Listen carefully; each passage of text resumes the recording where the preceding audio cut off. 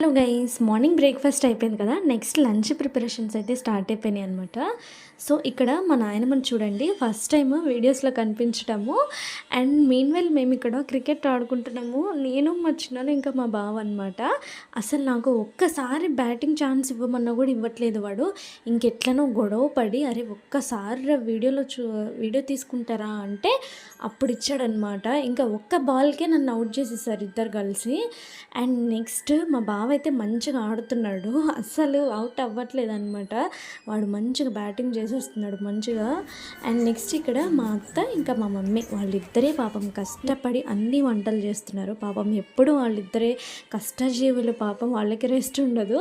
మిగతా వాళ్ళందరూ పడుకుంటారనమాట. Early morning లెగుస్తాం కదా, సో అందుకని బ్రేక్ఫాస్ట్ అయిపోగానే అందరు పడుకున్నారు.